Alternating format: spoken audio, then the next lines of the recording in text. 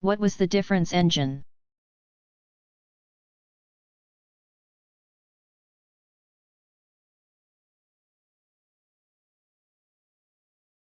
Because of its automatic sequential approach. The difference engine is thought of by most mathematical historians to be the precursor to modern computers. Johann H. Müller, an engineer in the Hessian army, first developed the concept in 1786.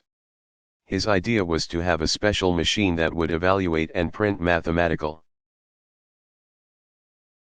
tables by adding sequentially the difference between certain polynomial values.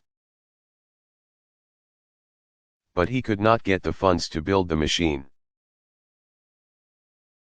Müller's idea was soon lost before it was resurrected in 1822, when Charles Babbage obtained government funds to build a programmable, steam-powered prototype of Müller's device. For more information about Babbage, see below.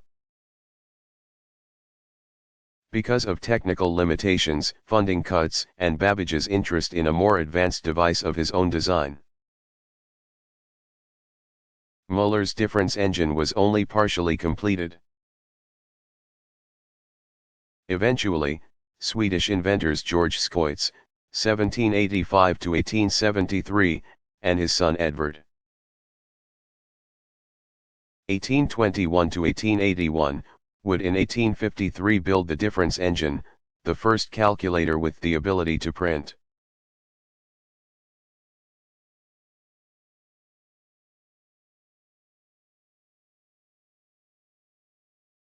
What are naive and axiomatic set theory?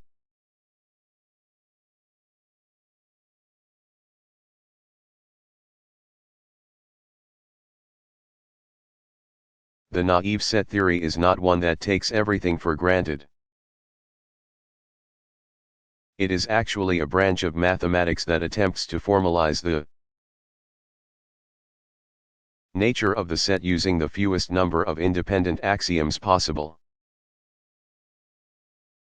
But it is not the answer to formalizing sets, as it quickly leads to a number of paradoxes. Because of this, mathematicians use a more formal theory called the axiomatic set theory, which is a version that uses axioms taken as uninterpreted rather than as formalization of pre-existing truths. For more about axiomatic systems, see elsewhere in this chapter.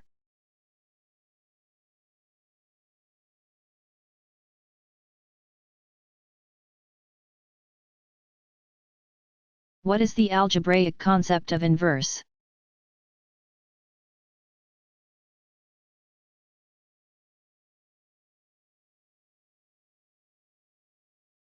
Inverses in algebra are operations, or numbers, that undo each other. For example, if 1 multiplies 4 by its inverse, or 1/4, the solution is 1, thus. The rule for multiplicative inverse for x, with x asterisk 0, is 1/x, as in x 1/x, equals 1. In addition, if you add -4 to 4, you get 0, 0, thus, the additive inverse of x is x, as in x plus x, equals 0.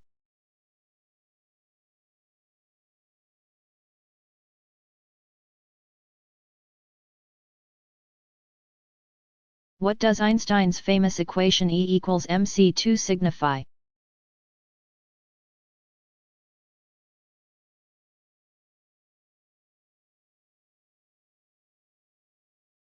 Among his other accomplishments, Albert Einstein showed mathematically that there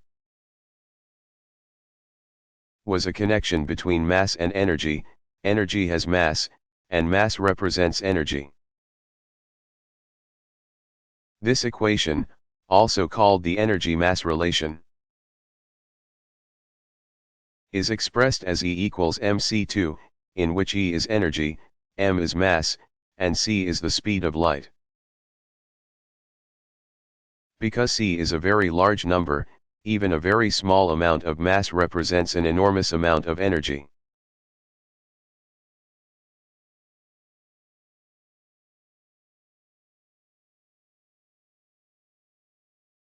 Is math used in accounting?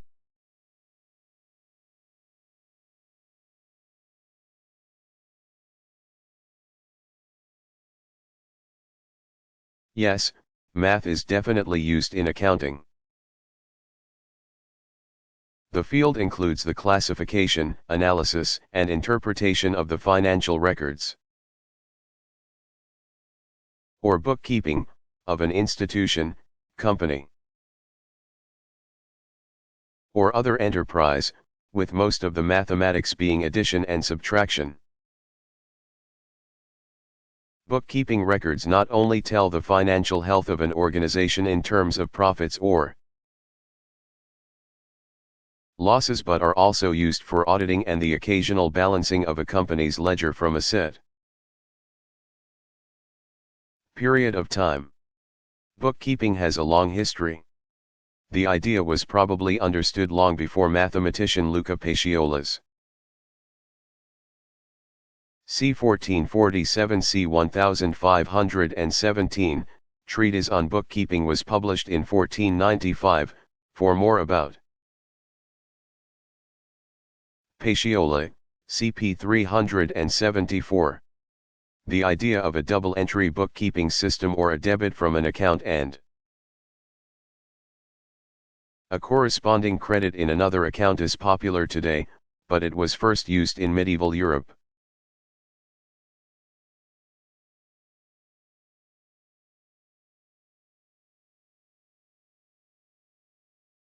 How can people calculate their age and weight on other planets?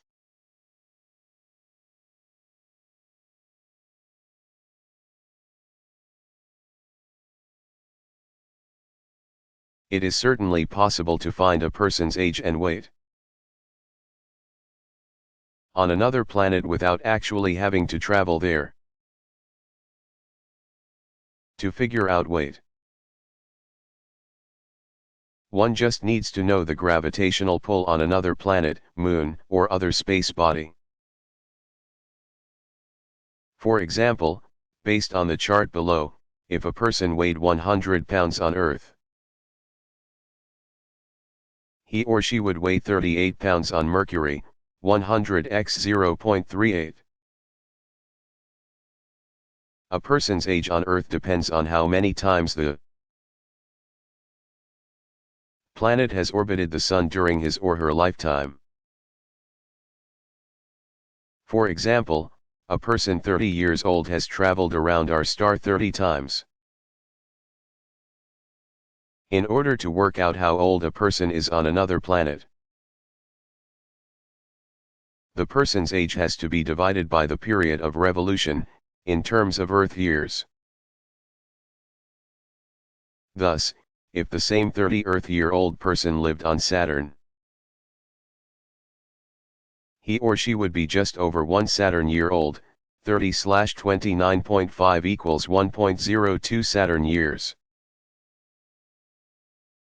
On Mercury, the person would be 124.5 Mercury years old, 30/0.241 equals 124.5 Mercury years.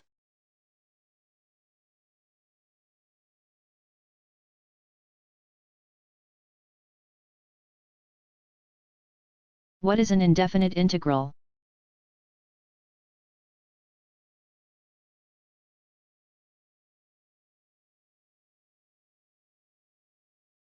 From the above, we learned that when the limits of integration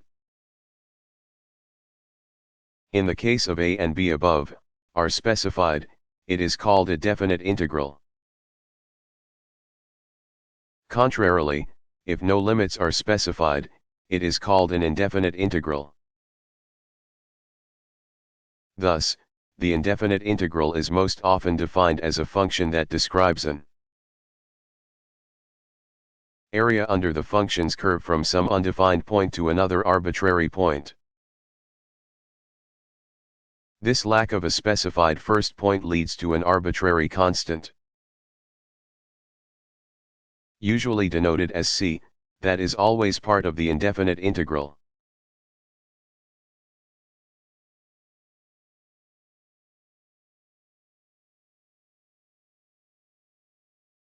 Who was Adam Ries?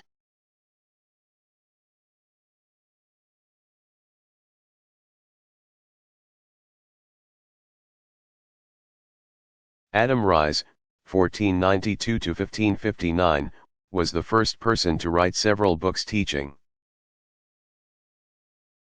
the arithmetic method by the Old Abacus and New Indian methods.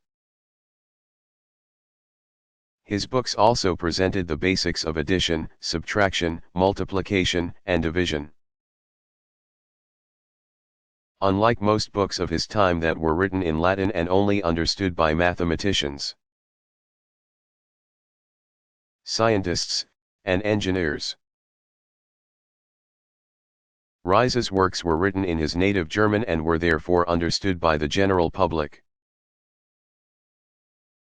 The books were also printed, making them more readily available to a wider audience.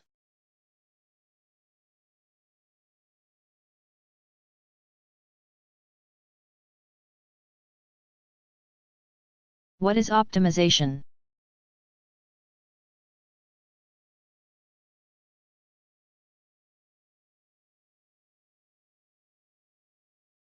Optimization problems deal with the point at which a given function is maximized, or minimized. It is divided into several subfields, depending on the form of the objective function and the constraints that the maximized point often has to satisfy.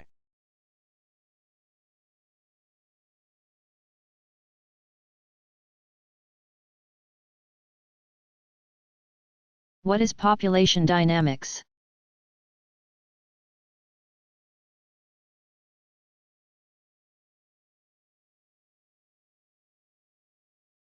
One major area of interest in mathematical biology is population dynamics. A population is the number of individuals of a particular species in a certain area. Population dynamics deals with the study of short and long-term changes in certain biological variables in one or several populations. Population dynamic studies have actually been around for centuries. For example, weight or age comparisons of human or other animal populations, or even how such populations grow and shrink over time, have long been areas of study. With regard to human populations, the two simplest kinds of input in a population study are birth and immigration rates. And the two basic outputs are death and emigration rates. If the inputs are greater than the outputs, the population will grow. If the outputs are greater than the inputs, the population will shrink.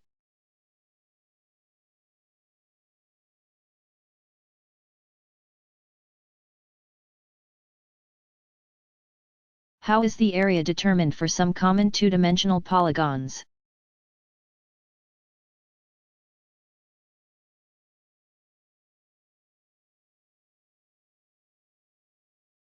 Finding the areas of polygons is not as simple as determining the areas of a rectangle and square.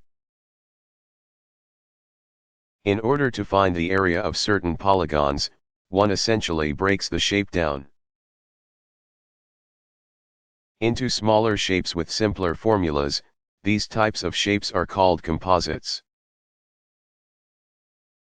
The formulas for many of these polygons are all adaptations from the rectangle area formula, or height, h, times base, b. For example, a triangle is actually exactly half of a rectangle. Thus, the formula to find the area of a triangle is half the base times the height, 1/2bh. In the case of the trapezoid, the figure can be divided into triangular sections. with the area equal to 1/2 times the two bases times the height, or 1/2, b and b, h. The triangle formula also is used to find other regular polygon areas, but they are less obvious. For a regular polygon, a feature called the apothem is necessary for finding the area. This is the height of one of the congruent triangles inside the regular polygon. In general, to find the polygon's area, you need to find the area of one triangle and multiply it times the number of sides. For example, to find the area of a hexagon, divide the figure into 6 triangles, each with L equal to the height of each interior triangle or apothem. L is also half of the smallest interior dimension of the hexagon, called W. Thus, the area of a hexagon is the square root of 3 divided by 2 times W squared, or V3-2xW2. There is still another way to determine the area of a polygon by using the Pythagorean theorem. A method that uses length and height, with the resulting formula for the area of a polygon looking much different. Both methods give the same results in numerical terms. For example, the area of a hexagon using the smallest interior dimension would be 0.866 times the square of the smallest width, W. The area of a regular hexagon using the Pythagorean theorem is 2.598 times the square of its side length. These may be different ways of presenting the solution, but both give the same correct area measurements.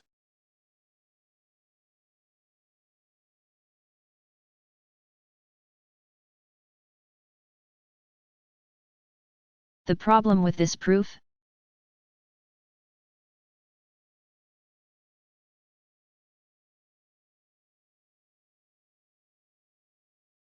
If x equals y, then xy equals 0. Notice that halfway through the proof,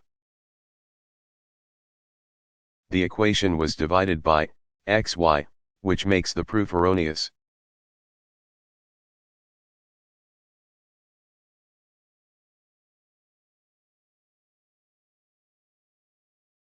How can vectors be represented in various dimensional space?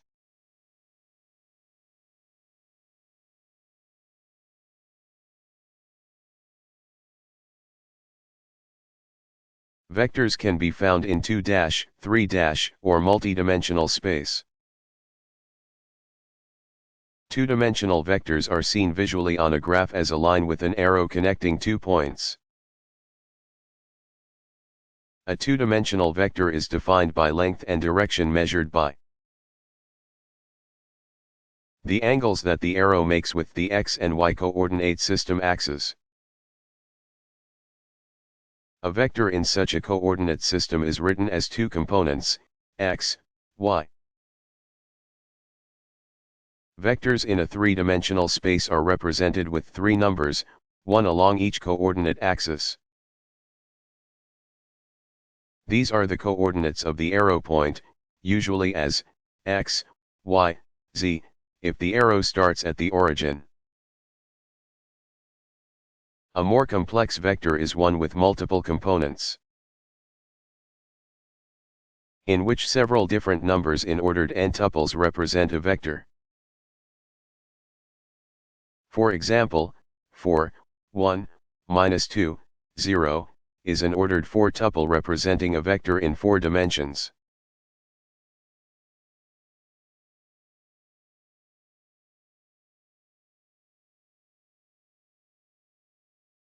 What is currently the most common numeration system?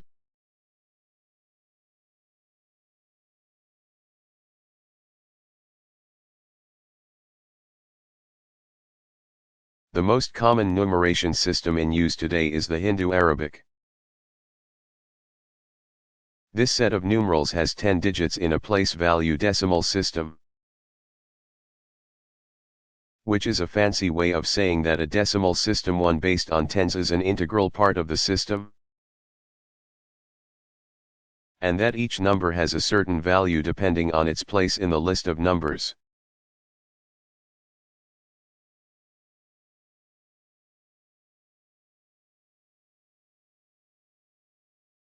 How do you subtract numbers?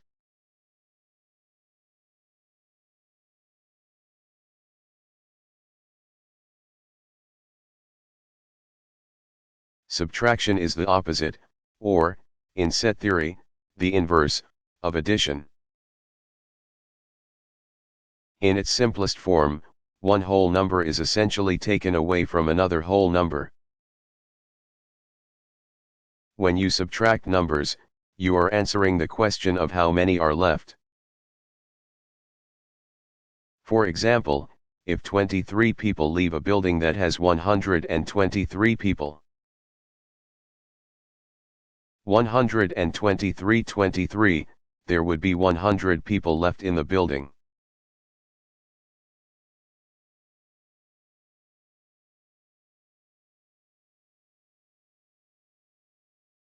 What are the rules for adding and subtracting fractions?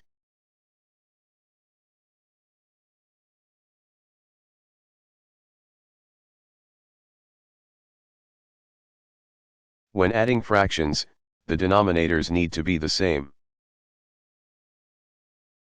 But you can't add the denominators to get the answer.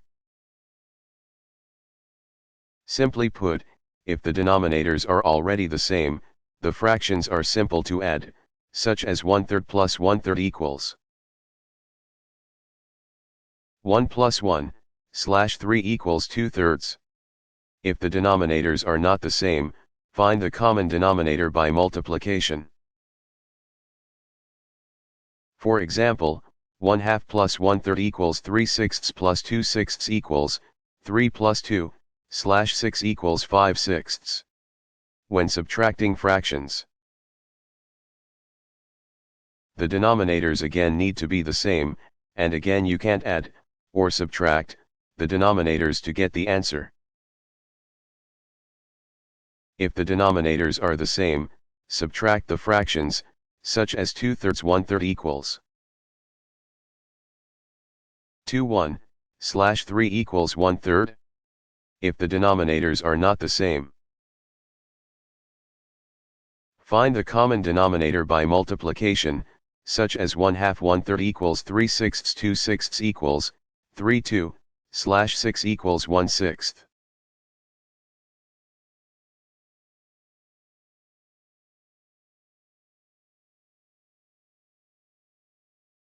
Why was Gottfried Wilhelm Leibniz important to calculus?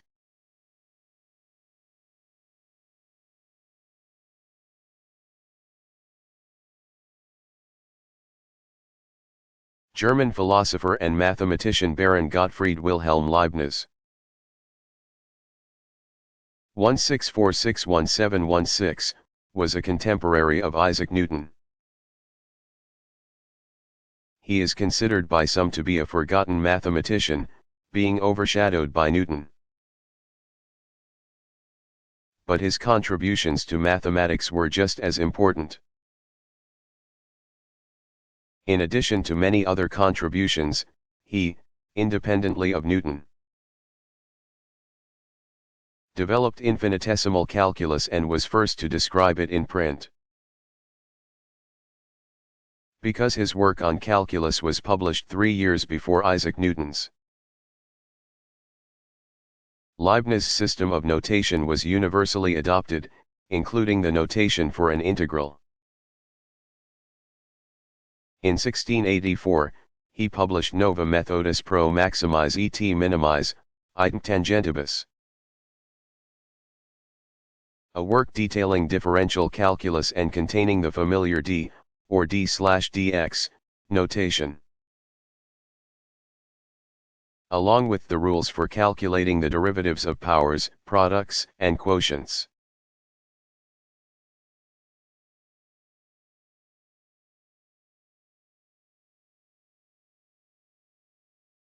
What is a conclusion in logic?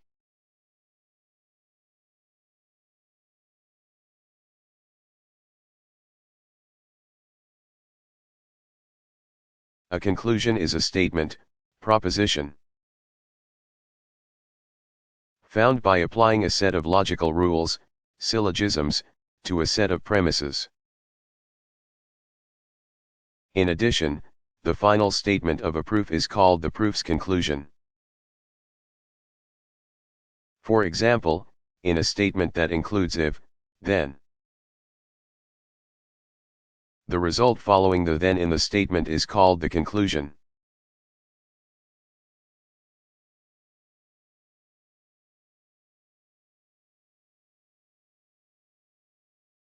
What was the Pythagorean society?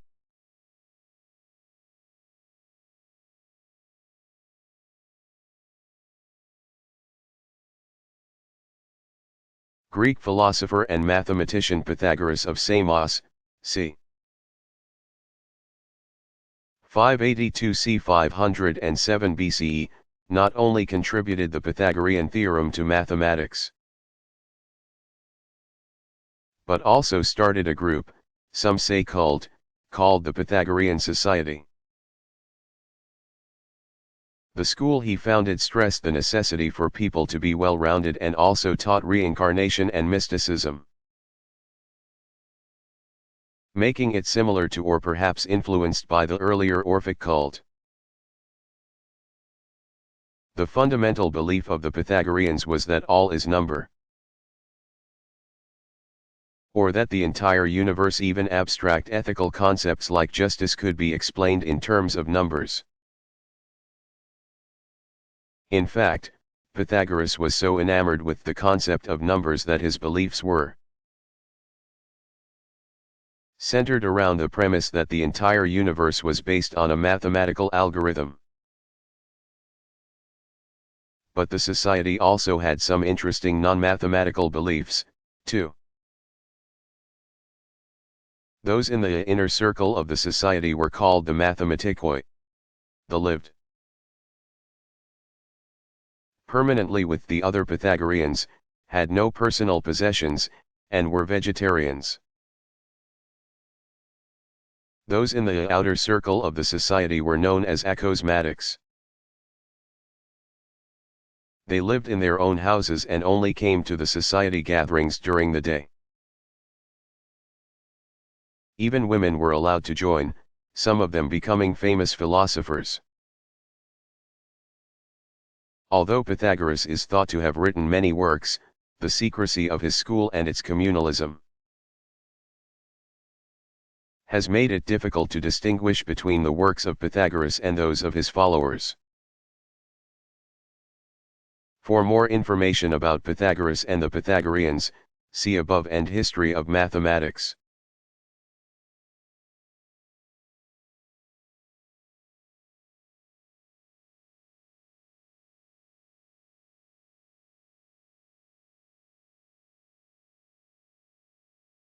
How did the Sumerian written counting system change over time?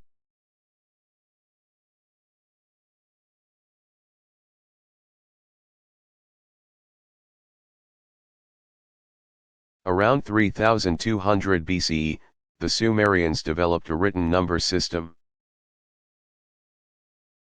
attaching a special graphical symbol to each of the larger numbers at various intervals, 1, 10, 60, 3600, etc. Because of the rarity of stone, and the difficulty in preserving leather, parchment, or wood, the Sumerians used a material that would not only last but would be easy to imprint, clay.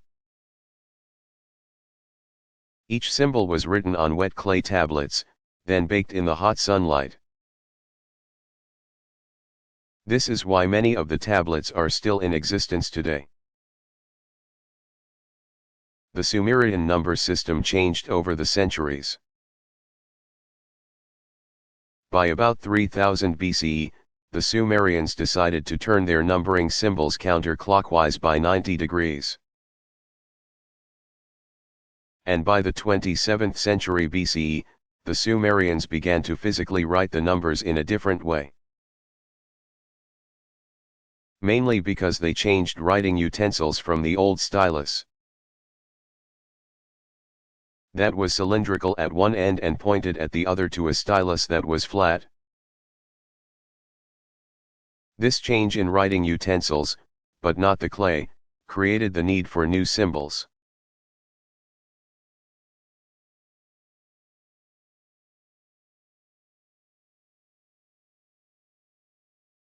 What is a dog's and cat's age equivalent compared to a human?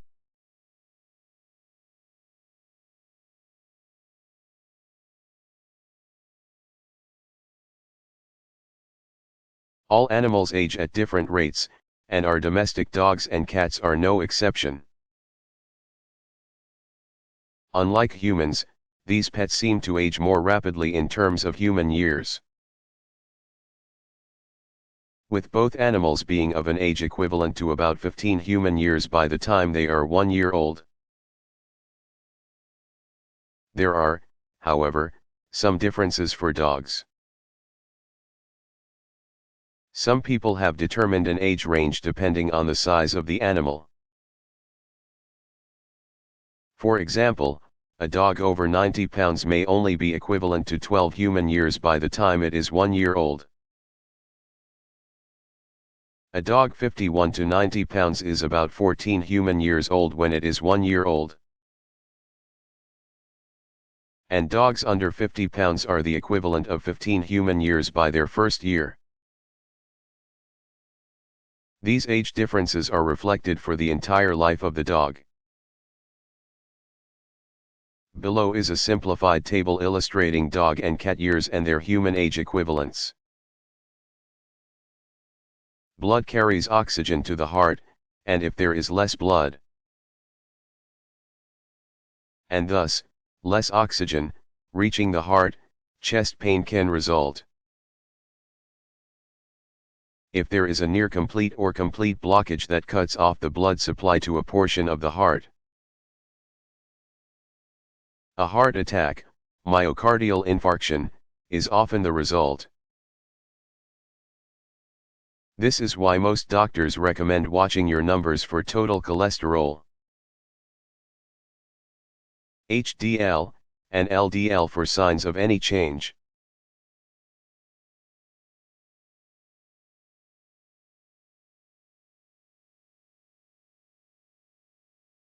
What are differential and ordinary differential equations?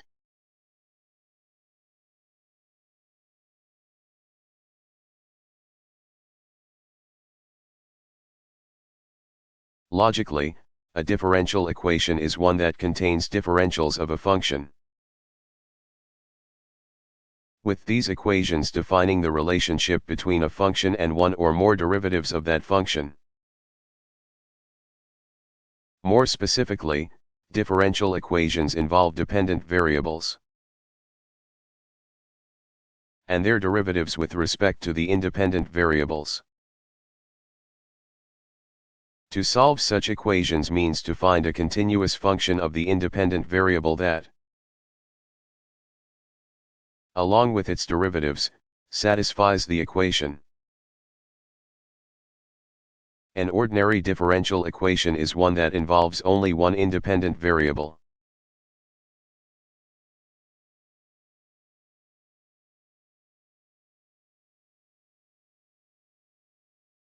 How does a person determine the odds in horse racing?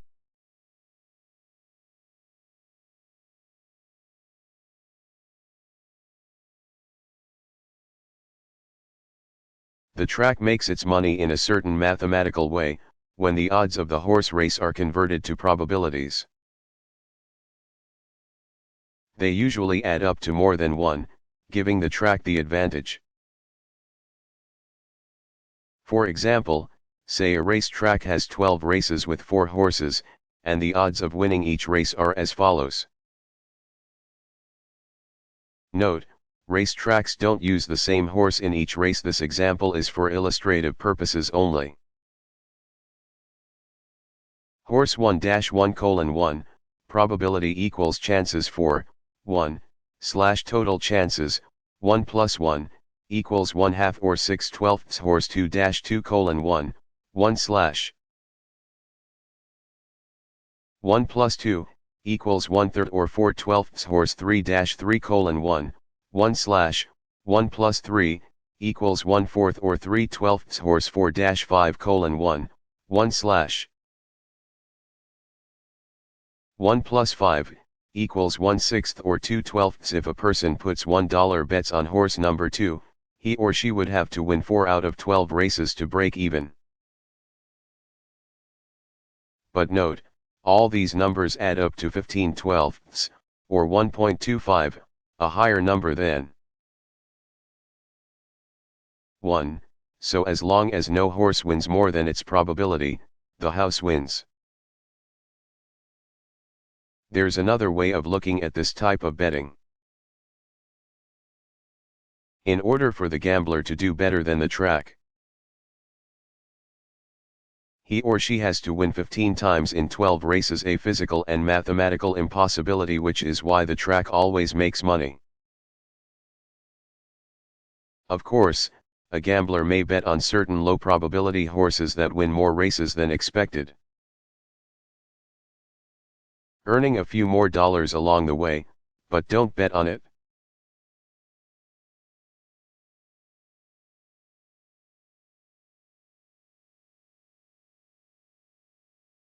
What type of numerals did the Egyptians use?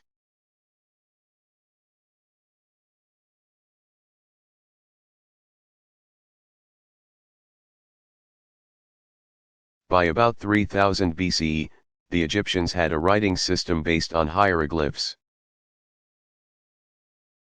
or pictures that represented words. Their numerals were also based on hieroglyphs. They used a base 10 system of numerals, 1 unit, 110, 100, and so on to 1 million. The main drawback to the system was the number of symbols needed to define the numbers.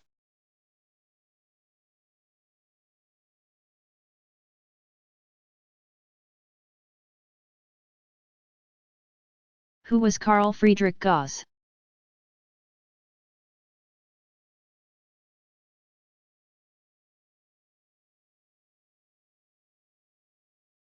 German mathematician, physicist, and astronomer Carl Friedrich Gauss. 1777 to 1855, also seen as Johann Carl or Carl Friedrich Gauss, was considered one of the greatest mathematicians of his time. Some have even compared him to Archimedes and Newton. His greatest mathematical contributions were in the fields of higher arithmetic and number theory. He discovered the law of quadratic reciprocity, determined the method of least squares. Independently of French mathematician Adrien-Marie Legendre 1752 to 1833. Popularized the symbol I as the square root of -1, although Euler first used the symbol. Did extensive investigations in the theory of space curves and surfaces, made contributions to differential geometry, and much more. In 1801, after the discovery, and subsequent loss, of the first asteroid, Ceres, by Giuseppe Piazzi, he calculated the object's orbit with little data. The asteroid was found again thanks to his calculations. He further calculated the orbits of asteroids found over the next few years.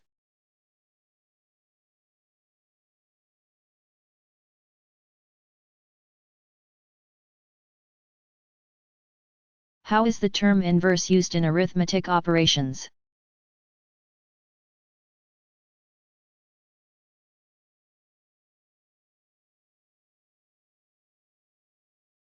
Inverse operations are those that undo another operation. In particular, subtraction is the inverse of addition because a plus b equals a. Division is also the inverse operation to multiplication. The inverse of a number can be expressed as follows. The additive inverse of a real or complex number is the number that, when added to a, equals 0. In multiplication, the multiplicative inverse of a is the number that, when multiplied by a, equals 1.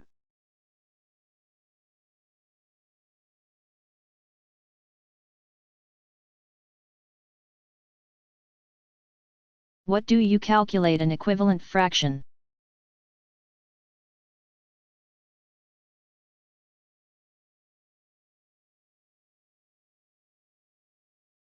An equivalent fraction, also called building fractions, is the reverse of reducing the fraction.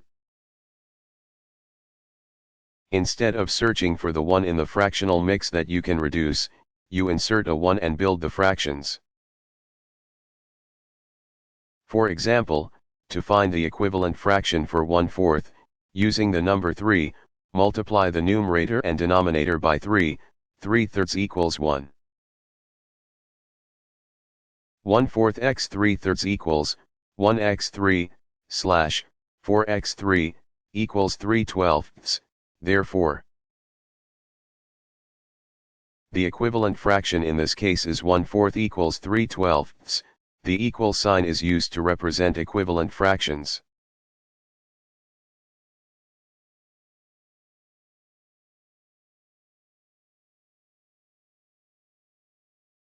What are geometric postulates?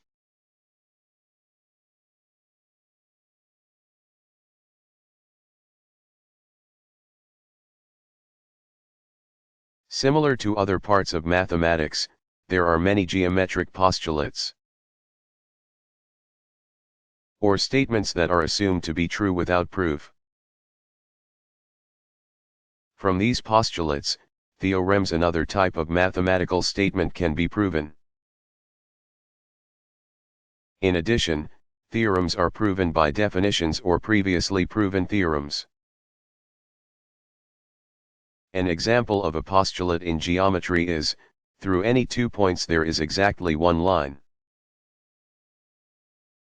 Another is, if 2 points lie in a plane, then the entire line containing those 2 points lies in the plane.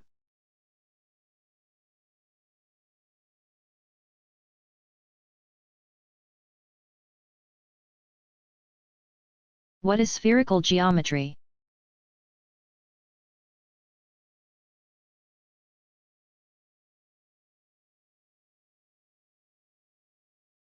Spherical geometry is the study of objects on the surface of a sphere. This differs from the type of geometry studied in plane or solid geometry. In spherical geometry, there are no parallel lines,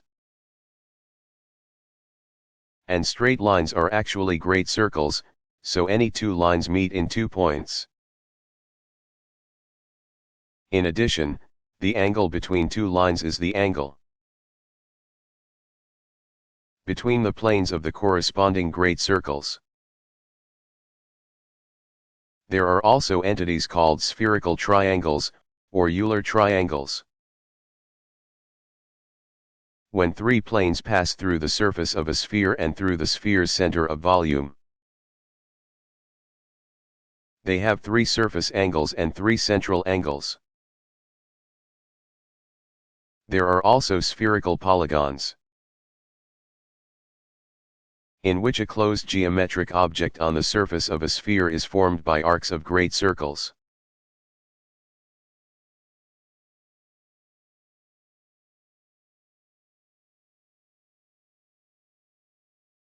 What is vector analysis?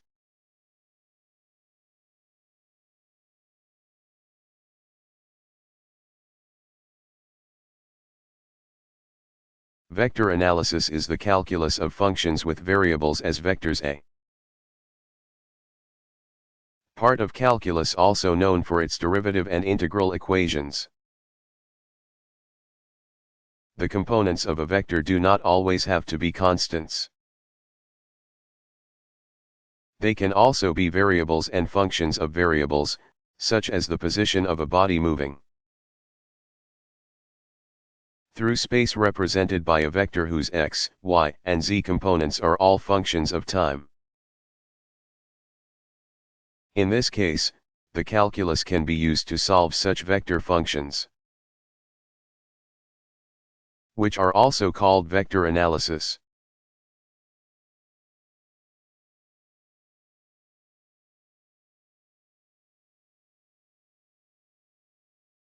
What are imaginary numbers?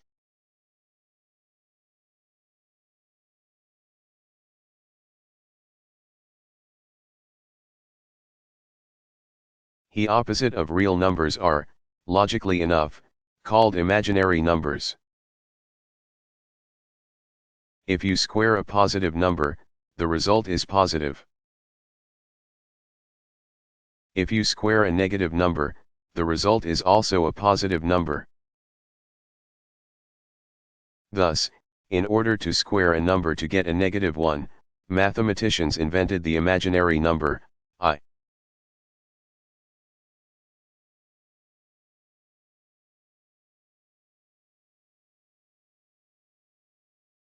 What is the major difference between a population and a sample?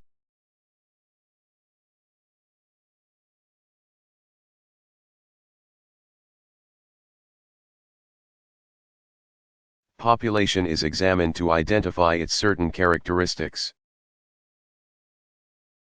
A sample is taken in order to make inferences about the characteristics of the population from which the sample was drawn.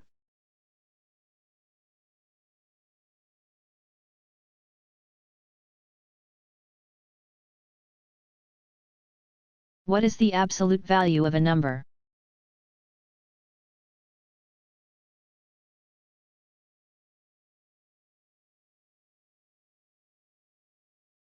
The absolute value of a real number is the number stripped of any negative value. Therefore, the absolute value of a number will always be greater than or equal to 0. Formally, the absolute value is considered the distance of a number from 0 on a number line. The symbol for absolute value is the number inside two parallel vertical lines. For example, the absolute value of x is given as x. If the number is negative within the absolute value sign, it will automatically become positive. In numerical form, 3 equals 3 and dash 3 equals 3. When discussing complex numbers, the absolute value often means squaring the numbers, then taking the square root of those numbers.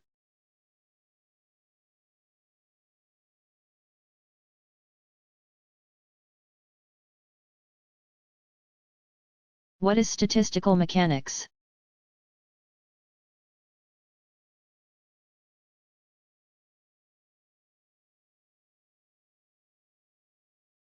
Statistical mechanics applies statistics to the field of mechanics, the motion of particles or objects when subjected to a force. It is used to understand the properties of single atoms and molecules of liquids, solids, gases, even the individual quanta of light that make up electromagnetic radiation, to the bulk properties of everyday materials. Because statistical mechanics mathematically helps to understand the interactions between a large number of microscopic elements, it is used in a wide range of fields. In a way, it is also the opposite of thermodynamics, which approaches the same types of systems from a macroscopic, or large-scale, point of view.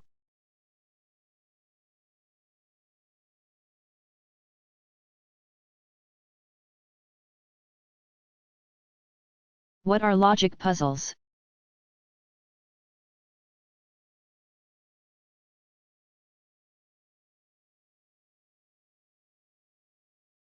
In general, a logic puzzle involves the description of an event or contest. It is derived From the mathematical field of deduction, clues are provided and the puzzle player has to piece together what actually happened by using clear and logical thinking, thus the name. One of the most famous logic puzzle pioneers was writer, photographer, mathematician, and illustrator Charles Lutwidge Dodgson, 1832–1898, otherwise known as Alice's Adventures in Wonderland author Lewis Carroll.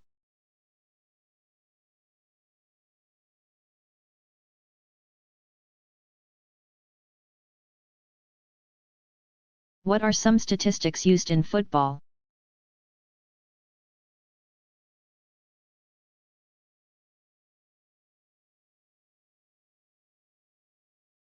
There are several mathematical statistics used in football.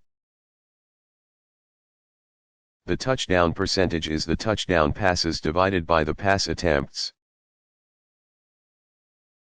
The passer, quarterback, rating is determined by 4 elements and their statistical calculations.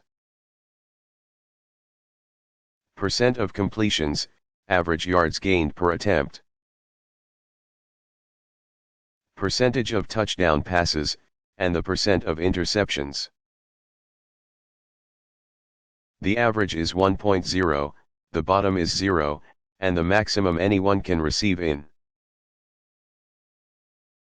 any category is 2.375, this is difficult, for a passer to gain 2.375 in completion percents. He would have to complete 77.5% of his passes. Those passers who earn a 2.0 rating or better are exceptional. For example, the National Football League ranks this at 70% in completions, 10% in touchdowns, 1.5% in interceptions, and 11 yards average gain per pass attempt. Rushing is a common statistic commonly heard after any football game on the after-game special. It is the average yards per carry, average, a number measured by the total yards divided by the attempts. In punting, the net punting average, net, is the gross punting yards, minus the return yards, minus 20 yards for every touchback, divided by the total punts.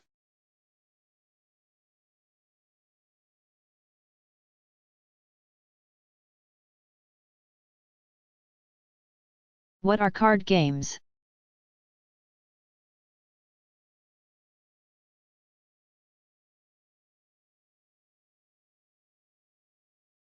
A collection of cards, or a deck, is a set of n rectangular pieces, usually made of heavy coated paper or cardboard, that holds special varying markings on one side and a uniform, identical pattern on the other. The special markings make each card unique, with each marking representing something playable in a certain card game. The most common cards for games is a 52-card deck represented by 4 specifically colored suits: spades and clubs in black, diamonds and hearts in red, with 13 cards of each suit numbered 1 through 10, followed by several face cards: Jack, J, Queen, Q, and King, K. Card 1 is usually an ace, card 11 is represented by a jack, 12 by a queen, and 13 by a king. The value of the ace often changes depending on the game. For example, it can either hold a value of 1 or 11, in blackjack, or 14, in bridge. Such cards are also used for many gambling games, such as poker and baccarat. Interestingly enough, the investigation of the probabilities of various outcomes in card games was one of the original motivations for the development of modern probability theory. For more about probability, see Applied Mathematics.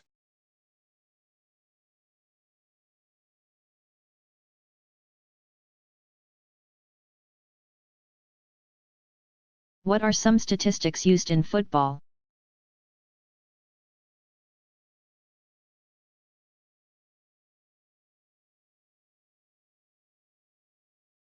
There are several mathematical statistics used in football.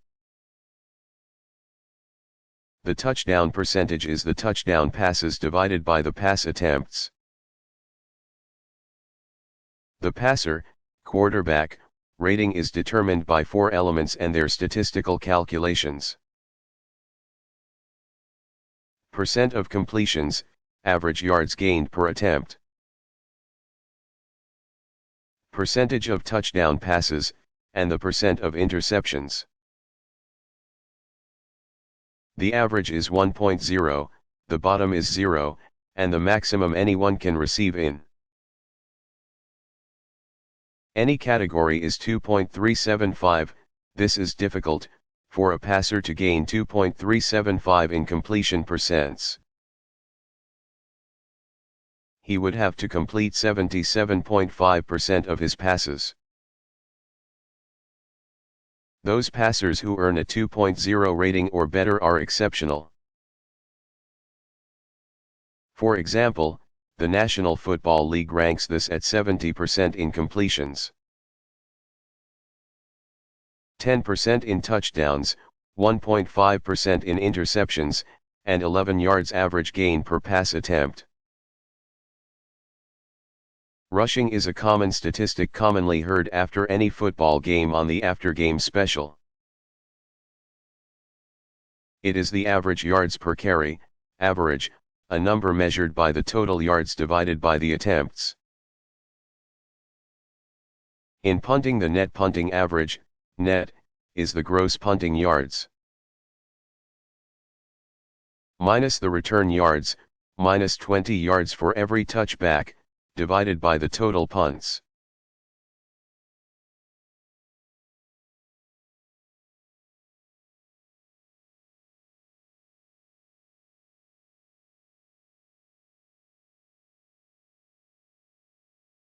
What are quadrants?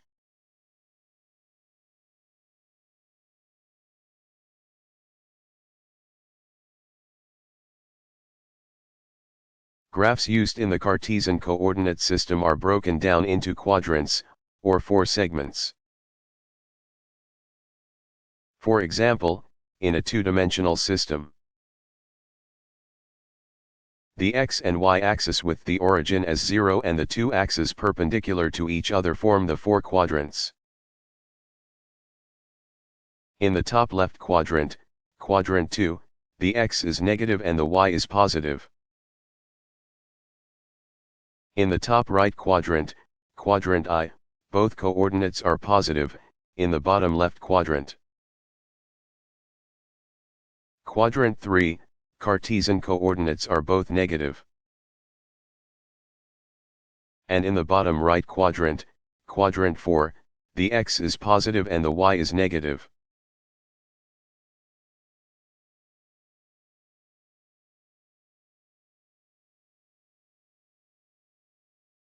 What century produced the greatest revolution in mathematics?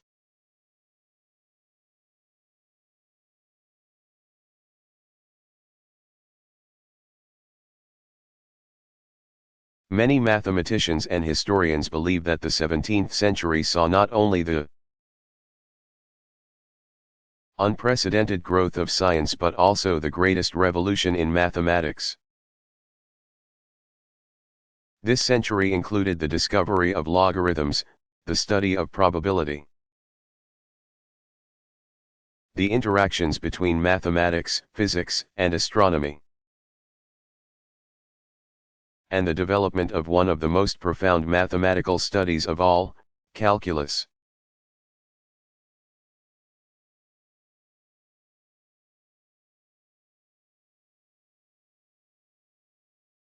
What is a good example of a topological structure?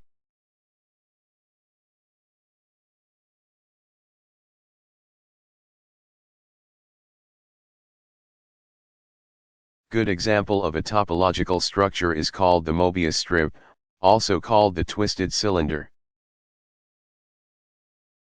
It was invented by German mathematician and astronomer August Ferdinand Mobius.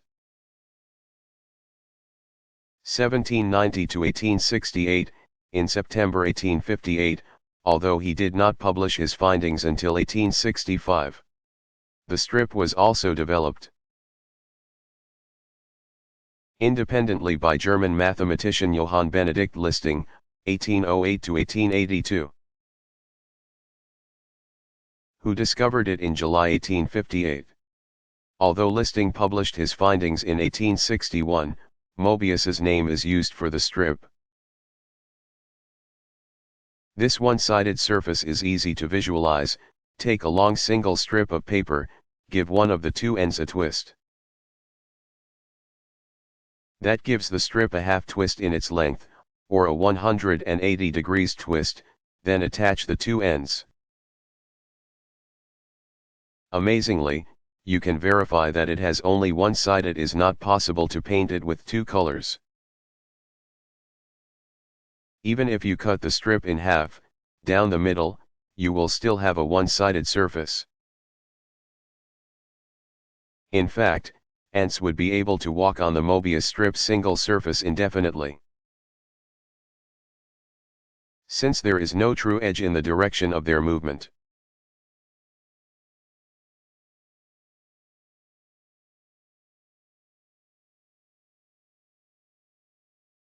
How do you simplify an algebraic equation?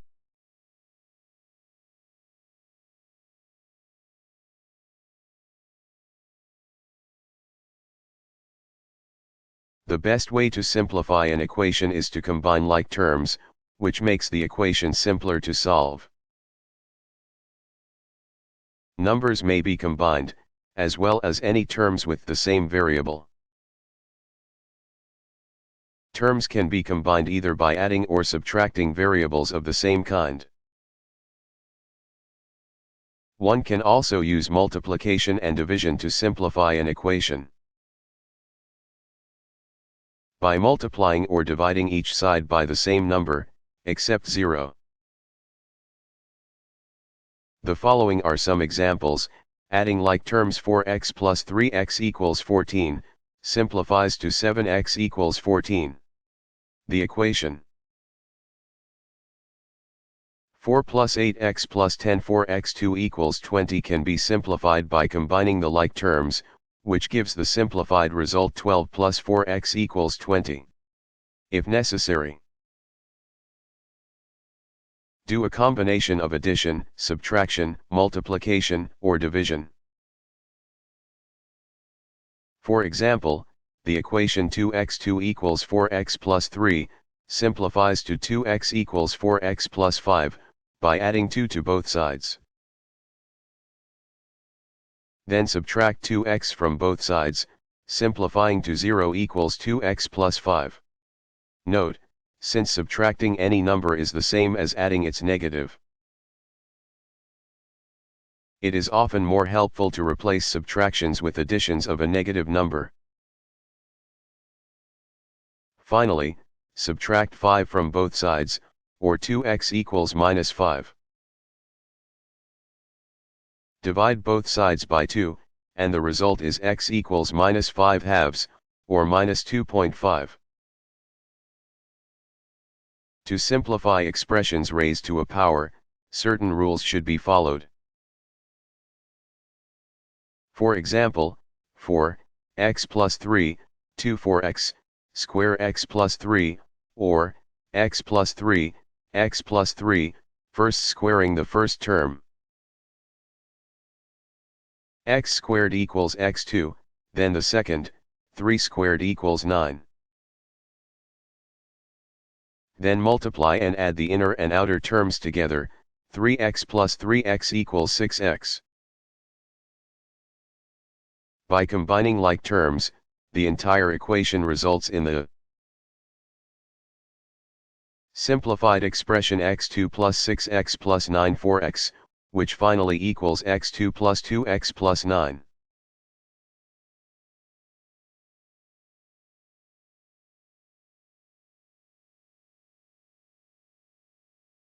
What is a problem with our modern calendar?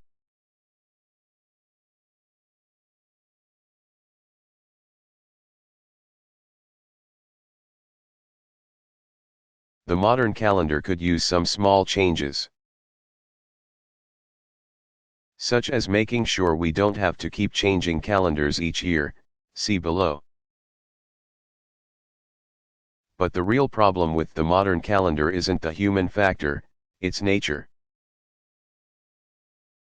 As our Earth orbits around the Sun, it wobbles like a spinning top in a process called precession. Because scientists can measure the planet's movements more accurately now than in the past, they know that the wobble is increasing. This is because the tides caused by the pull of the Sun and Moon are slowing the Earth's spin. And, like a top, as the spinning slows, the wobble increases and the length of the year decreases.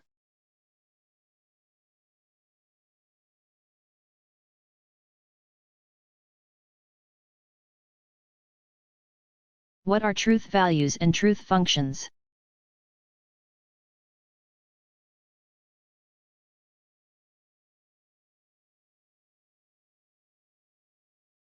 As seen above, when discussing propositional calculus,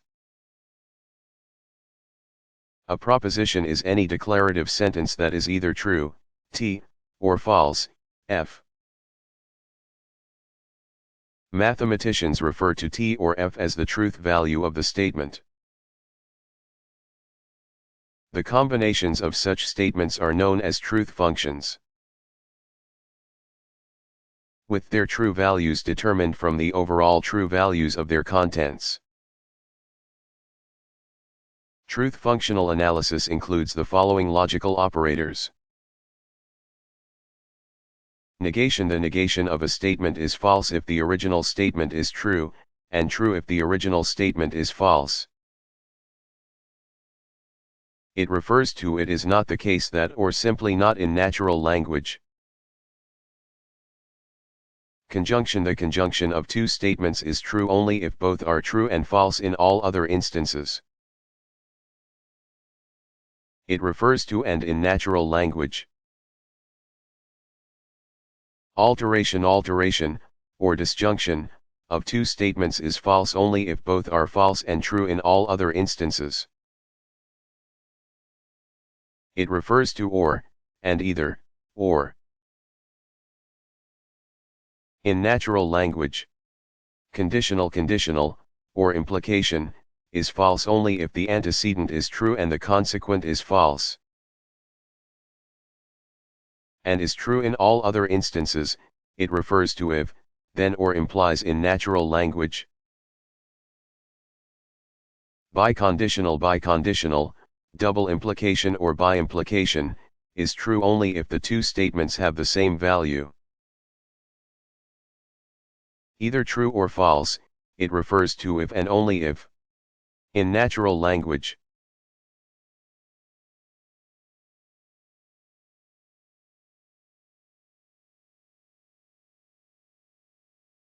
How many bases are in a human's genome sequence?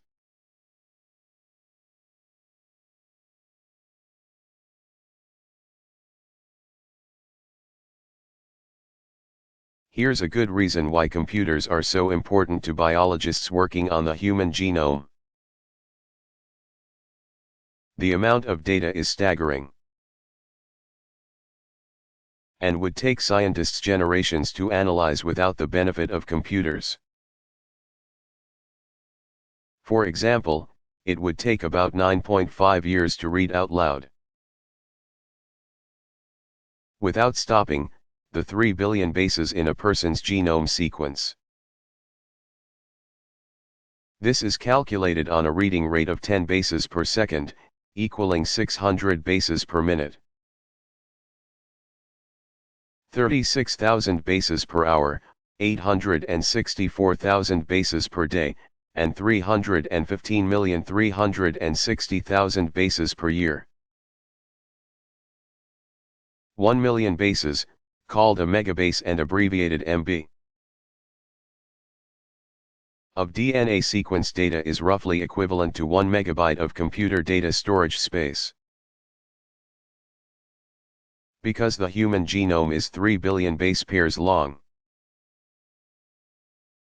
3 gigabytes of computer data storage space are needed to store the entire genome. This includes something called nucleotide sequence data only and does not include other information that can be associated with sequence data. Because of such numbers, scientists working on the human genome are grateful they have computers on their side.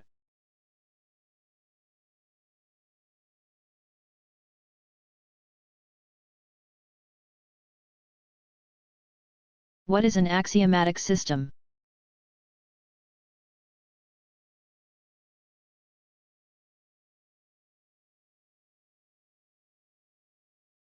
An axiomatic system is a logical system that has a definite set of axioms.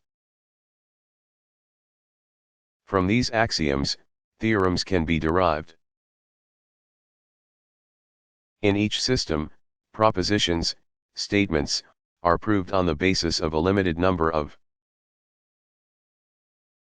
axioms or postulates, all with a few undefined terms. The other terms are defined on the basis of the undefined terms. One of the first axiomatic systems was Euclidean geometry. Overall, an axiomatic system has several basic components: the undefined terms of the system, primitives, well-formed formulas, or how symbols are put into the system based on certain allowed rules. Sometimes called defined terms, axioms, or what is also known as self-evident truths of the system. Theorems, or statements that are proved based on axioms or other proven theorems, and finally, the rules of inference, or those that allow moves from certain formulas to other formulas.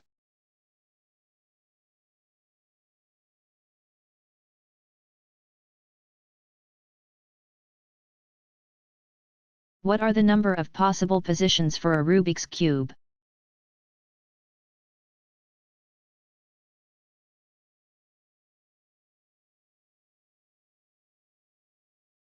Rubik's Cube was invented in the 1970s by the Hungarian architect, inventor, and mathematician Erno Rubik. 1944, who also invented a number of other puzzles, including Rubik's clock. The cube measures 3 by 3 by 3, with a total of 26 subcubes on the outside. All the subcubes are hinged, making them easy to turn by a quarter turn in either direction, in any of the planes on the cube.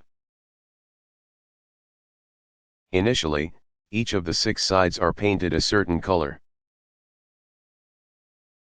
The object is to move the cube planes in a random way, then return the cube so that each side has a single color again.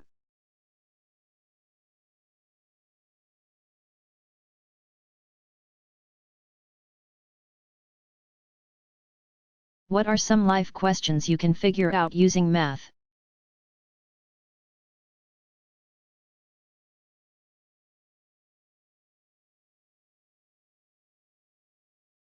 There are many questions you can explore about your own body and age with mathematics.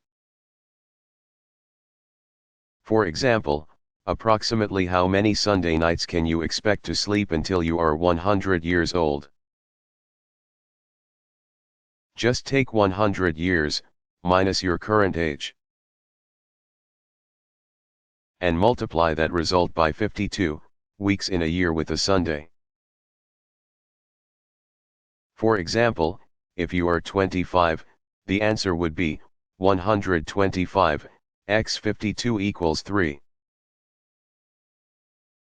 900. How many of those will be good night's sleep is up to you. To calculate the number of times your heart has beaten since you were born, You need the help of a watch or clock. First, time your heartbeats per minute. To find out how to count your pulse, see Everyday Math. Then multiply beats per minute x 60 minutes, in an hour, x 24 hours, in a day, x 365.25 days, in a year, x your age. For example, 72 heartbeats x 60 x 24 x 365.25 x a person who is 30 equals 1,136,073. 600 beats since the person was born. Of course, this is an approximation, since the heart usually beats slower at night. And it speeds up when you see the bill for your latest car repair. Figuring out how much air you breathe during a lifetime is another fun mathematical calculation. If you optimistically decide you want to eventually be 100 years old, and the average person inhales about 1 pint, or 0.47 liters, of air per breath, you can do the math. First take the number of breaths you take while at rest per minute, say about 21 per minute. X 0.47 liters x 60 minutes x 24 hours x 365.25 days x 100 years old equals 519,122,520 liters. Again, this is only an approximation.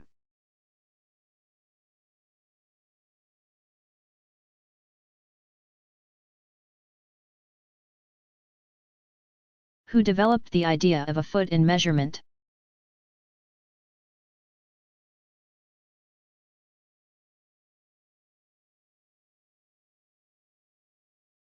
Here is quite a mystery about who first developed the foot as a measurement unit.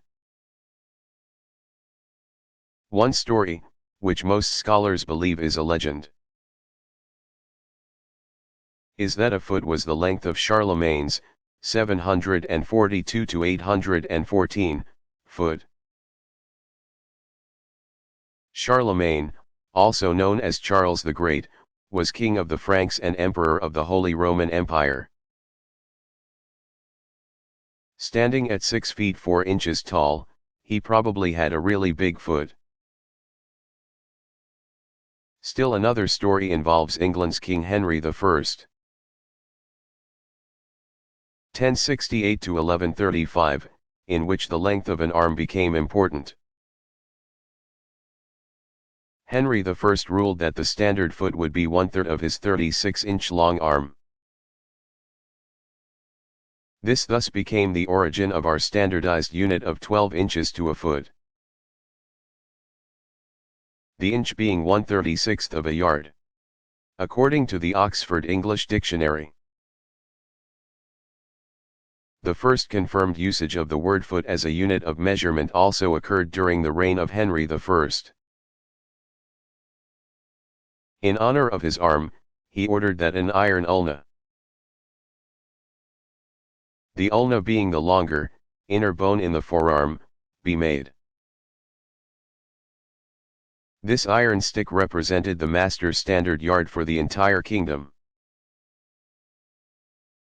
But around 1324, in response to his subjects' cries for an even more standard measurement, England's King Edward II, 1284 to 1327, changed things again. Recognizing the iron ulna was not universally available, he declared that 3 barley corns, round and dry, make an inch, and that 12 inches, or 36 barley corns, would equal 1 foot. It's interesting to note that even shoe sizes were tied to King Edward II and barley corns. He declared that the difference between one shoe size to the next was the length of 1 barley corn.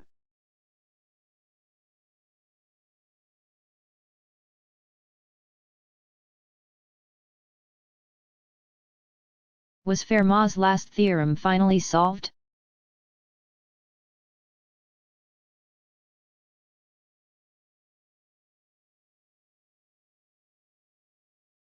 Just before the end of the 19th century, German industrialist and amateur mathematician Paul Wolfskehl,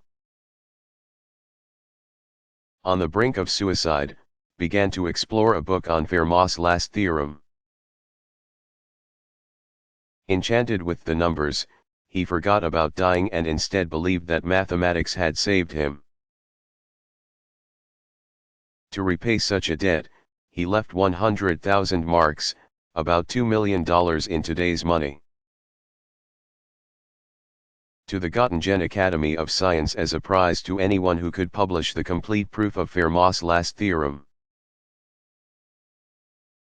Announced in 1906 after Wolfskehl's death. Thousands of incorrect proofs were turned in, but no true proof was offered. But people kept trying and failing. Fermat's last theorem was finally solved in 1994 by English mathematician Andrew John Wiles, 1953. Wiles was offered the Wolfskehl Prize in 1997. By that time, the original $2 million had been affected by not only hyperinflation but also the devaluation of the mark, reducing its value to $50,000. But for Wiles, it didn't matter, his proving the last theorem had been a childhood dream. It is interesting to note that some mathematicians do not believe Wiles uncovered the true proof of Fermat's last theorem. Instead, because many of the mathematical techniques used by Wiles were developed within recent decades, some even by Wiles himself. Wiles's proof, although a masterpiece of mathematics, could not possibly be the same as Fermat's. Still, other mathematicians wonder about Fermat's words in claiming that he had found a proof.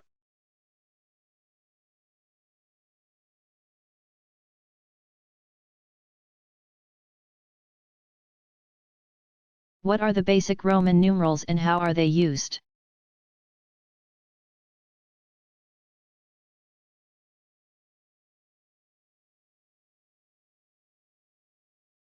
There are only 7 basic Roman numerals, as seen in the following chart. Number Roman numeral 1 I5 V10 X50 L500 D1000 M. There are many rules, of course, to this method of writing numerals. For example, although the way to write a large number like 8000 would be M,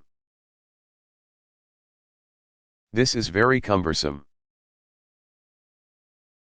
In order to work with such large numbers, one rule was to write a bar over a numeral, meaning to multiply by 1000. Thus, 8,000 would be 8 equal to our Hindu Arabic number 8 with a bar over the entire Roman numeral.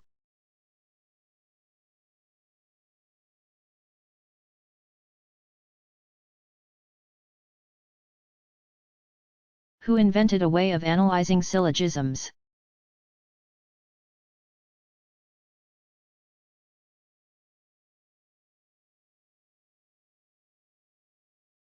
In 1880, English logician John Venn, 1834–1923, presented a method to analyze syllogisms, now known as Venn diagrams. Venn initially criticized such diagrams in works by his contemporaries, especially those of English mathematicians George Boole, 1815–1864, and Augustus de Morgan, 1806–1871. But in 1880 Venn introduced his own, now famous, version of the diagrams in his paper on the diagrammatic and mechanical representation of prepositions and reasonings. By 1881, along with correcting Boole's work. Venn further elaborated on the diagrams in his book Symbolic Logic. Today we are most familiar with Venn diagrams in connection with understanding sets. Although Venn is credited with the diagrams,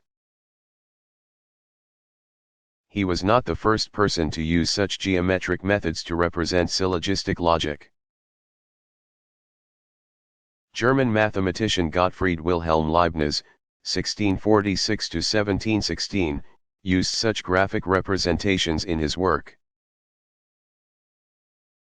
And even Swiss mathematician Leonhard Euler, 1707–1783, is known to have presented diagrams that had a definite Vennish look a century before John Venn.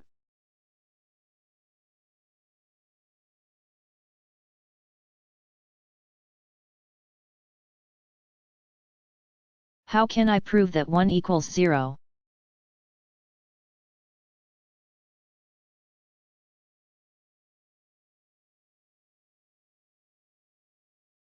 There is a way to show that 1 equals 0. And it includes an interesting proof. Consider two non-zero numbers x and y such that x equals y. If that is so, then x2 equals xy. Subtracting y2 from both sides gives x2 y2 equals xy y2.